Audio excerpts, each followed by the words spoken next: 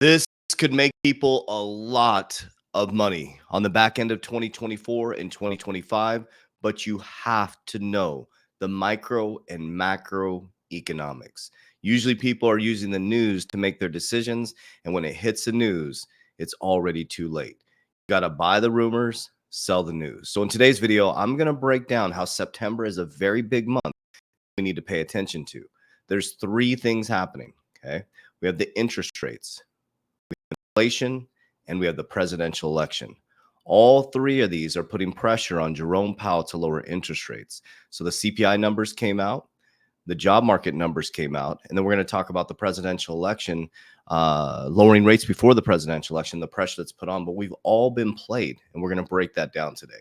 On the back end of every video, I share with you exactly what I'm doing. So if you choose to stay, I'll see you then. All right, so let's dive right in. So inflation falls 0.1% in June from prior month, helping case for lowering rates. Now, here's the thing. They played with your emotions. You remember the movie Friday? Smokey. They're playing with your emotions. So in 2023, we thought that they were going to lower rates. I think it was 3 or 4 times. Don't quote me on that. I think it was 3 times. So that was baked in as we went into 2024. Well, they didn't lower rates the first time. They didn't lower rates the second time. And what was happening was inflation wasn't cooling down. Okay. Now the CPI numbers are coming out. The CPI, a broad measure of cost in goods and services, declined by 0.1% from May, putting the 12-month rate at 3%, around its lowest level in more than 3 years. Excluding volatility in food and energy costs, the so-called core CPI increased 0.1% monthly and 3.3% a year ago. The annual increase for core rate was the smallest since April 21st, okay? A 3.8% slide in gasoline prices held back inflation for the month, offsetting 0.2 increase in both food and price. So it went down 0.1%. Everybody's like, yay, that looks good. We're not filling it in our pocketbook, but that gives us a signal. So we're in July right now. We got July, August, and he needs to make a decision in September. And remember the video I showed you when they asked him about September, he chuckled a little bit. But let's dive back into the job markets because these both affected. Now, why are they both connected? Around interest rates. Okay. So when you raise interest rates because of high inflation and you're trying to cool inflation, that usually has an adverse effect on the job markets. Well, they basically fudded us the whole time. Oh, the president said that job markets are best that they've been campaigning on that. Job markets are best than they've ever been. We have the greatest economy ever. No, it's a post-pandemic economy. People are coming back to work. And as I told you guys this week, now you're seeing the normalization of the job markets. Now we're getting the real numbers, and the real numbers are not favorable. The work week is about 32 hours a week, which people are not getting their full hours. There's been a 19% cumulative inflation. You need about an extra $1,000 to live the same lifestyle you did. Okay. Of the job markets, the job market's cooling down this week. We got the numbers, right? So unemployment went up, but the jobs that came on the market, 70,000 of the 200,000 were governmental jobs. They're supposed to be shrinking the balance sheet. So it doesn't make any sense. So US job report shows a steady slowdown in the labor market. So, but a month ago, they're telling you that the job markets are fantastic. That was like a month ago, guys, not even a month ago. So they're going to tell you what you want to hear as they change the plan over here. Okay. So you just have to stay focused on watching the macro microeconomics. That's why your emotions have to be completely removed from this. You have to set exit targets, be non-emotional, and follow your plan to the T. So let's listen to some analysis around the CPI numbers, and I'll break down what I think is going to happen in September. Joining us now, IBM Vice Chair and former NEC Director, Gary Cohn. Welcome back, Gary. Thanks for having me, Sarah. It's good to have you on this inflation day. So you think de-inflation day. Or de-inflation day. Disinflation. Yeah, disinflation day. Is it enough evidence for the Fed to make a cut? It's clearly a step in the right direction. I think the data has started to swing in the direction that the Fed would want to see it. I don't think we're there yet. But as you pointed out, there's a bunch of data points between now and September. We'll get 2 more CPIs, we'll get 2 more jobs reports. And clearly the trend That's key. We're going to get 2 more CPIs, 2 more job reports. Okay. So if we see an increase in unemployment, which we will see, I mean, there's no way with what's happening right now. And if we see a decrease in CPI, okay, inflation, we should see a drop in September. Now is very friendly to the Fed and the Fed's desire to cut interest rates. And I think if you take Chairman Powell's testimony earlier this week, that he clearly does not want to be late to cutting rates, as we all accused them of being late for raising rates, when we saw inflation rear its head, they were trying to dismiss it as transitory. I think on the way down, the Fed is going to be very sensitive about getting in front of cuts and not being late. Are they going to be late?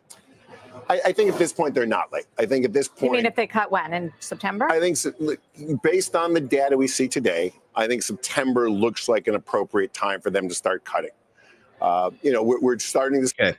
So here's the thing.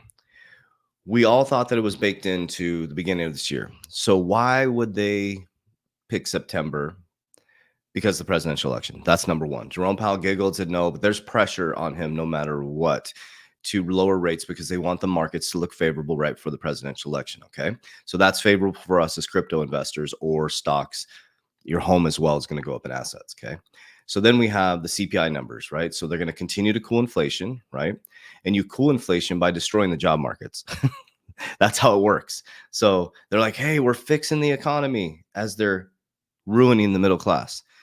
So this is why I've gotten so disciplined and been doing this videos so consistent nonstop, is because I finally stopped following their system.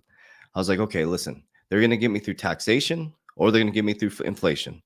Okay. So the only way I can beat that is to understand how money actually works.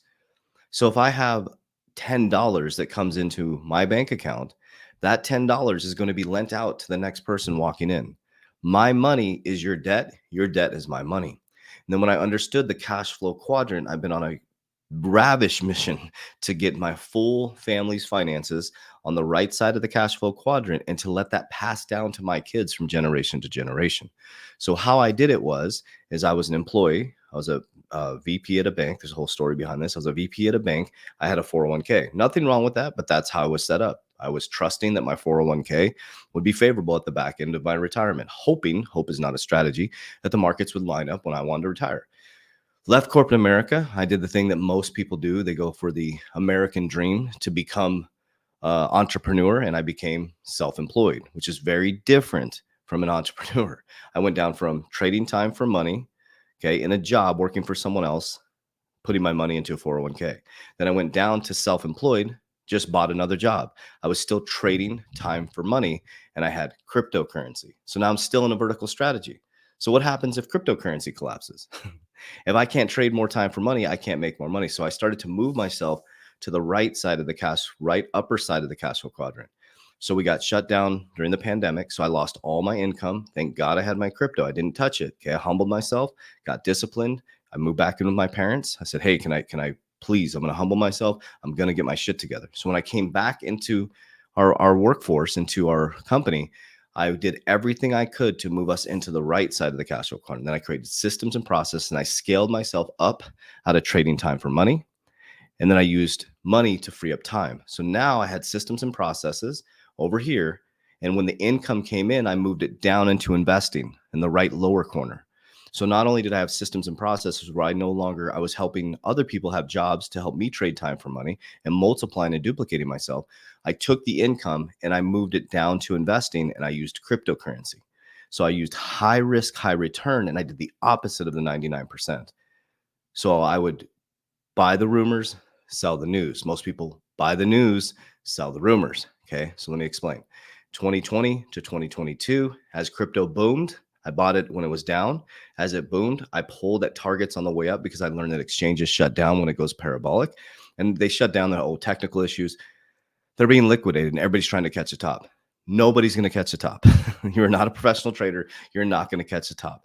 And just like a casino, you get super emotional. You're like, so when you win at a casino, that's why they have the bright lights. That's why they have the free drinks. That's why they have the free hotels, because they know you're going to put it back in there. Okay. So you have to beat that emotion. So as it goes up, I pull from the top of the risk pyramid.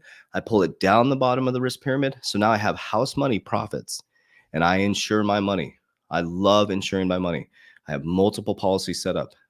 Guarantees my principal. My house money's secured. I can borrow against my principal tax-free, and I can compound my money, eighth wonder of the world.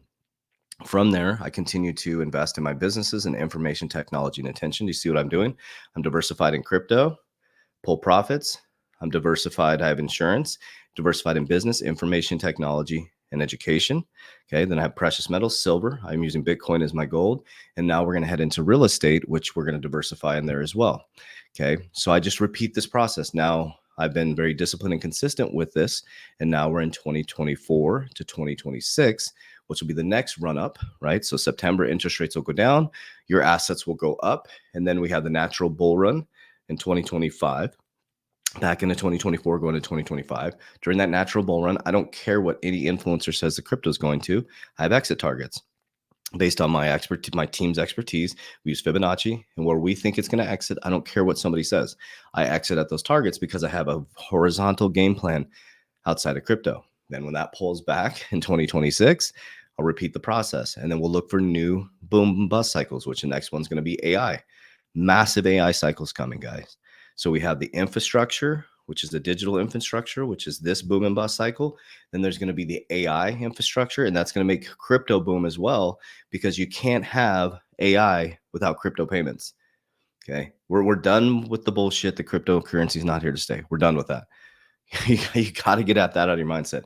Now, what you have to develop now is a true investor mindset. Everybody needs to read the book Intelligent Investor. You have to read that. Okay, you got to get out of this meme coin mindset of getting rich quick. It does not work. Okay. If your favorite influencer is broke during the bear market and they're rich during the bull market, you got to be careful with that stuff, because you're following their wave of bad financial decisions. Okay. That is not a good strategy. Chasing pump and dumps is not a good strategy. You don't win in that. It's just like the Wall Street wins 100% of the time. Those people are winning 100% of the time. So you got to be very, very careful with this stuff. Okay. Set a solid game plan, follow it, be patient, be persistent, stay in the markets. If it goes up, sell. If it goes down, accumulate more, dollar cost average in, and build a foundation of God and Christ. That's all I got for you guys today. Love you guys. Hey, down below, if you want to set up a appointment with my team for retirement strategies. I talked about a lot of stuff today. If you fill out a needs assessment, it's down below in the description. It's absolutely free consultation. There's so many people trying to DM you. Those are not us. We do not invest people's money. You'll never send us money. Okay. So it's a free consultation down below, needs assessment. Or if you click my bio, boom, you can fill out a needs assessment and the qualified team member will reach out to you. So I love you guys. I appreciate you. As we always say, warriors, rise, get your shit together. Love you guys. Talk to you soon.